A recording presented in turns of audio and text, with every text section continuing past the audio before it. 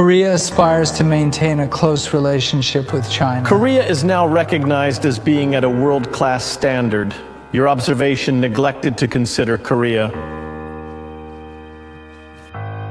저번 편에 이어 이번에도 공산당 간부이자 중국의 기업가입니다. 그가 맞짱 토론에 나섰습니다. I am Uyghur. I have been cut off from my speaking to my family since have described as crimes against humanity. First of all, I have Uyghur friends.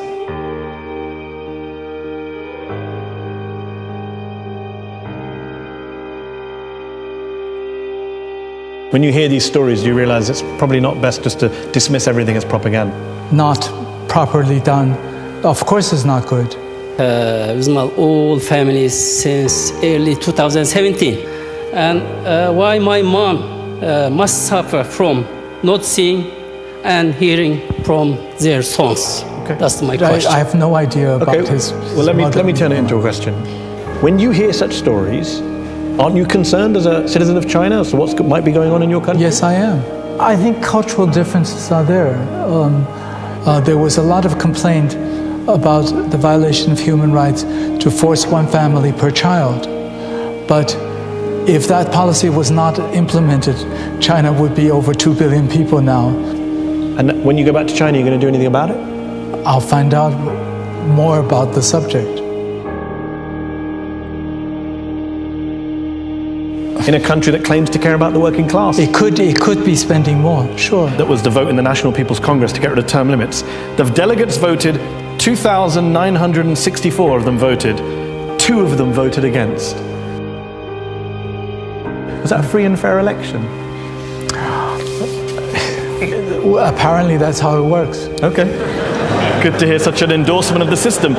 Then thinking that this founder of Amazon is the richest man in the world, I think becomes a rather fanciful idea, because these members in the Politburo Standing Committee probably and their families are far richer than any individual outside China. How do you explain the president of China on a $22,000 a year official salary, paying for his only daughter to go to Harvard? How do you explain all these top Politburo officials who were on $22,000, $23,000 a year, sending their kids to some of the most expensive private schools and universities? How do they pay for that? They happen to be better students and they get scholarships. So did Xi Jinping's daughter get a scholarship to go to Harvard? I don't know. I assume she could have. And yet today, the Article 1 of the Chinese Constitution still says that the People's Republic of China is a socialist state led by the working class. That's just a completely false description of China today. You're not led by the working class and you're not really a socialist state.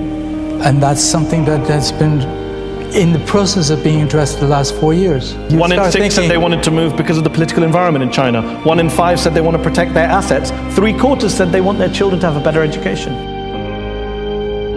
Had fled the country, and they took with them a whopping 120 billion US dollars. If that had been invested, let's say, in the Chinese education system or in China's health system, that would have alleviated a lot more poverty. If 1/10 of the native population of Shanghai or Beijing are living in camps.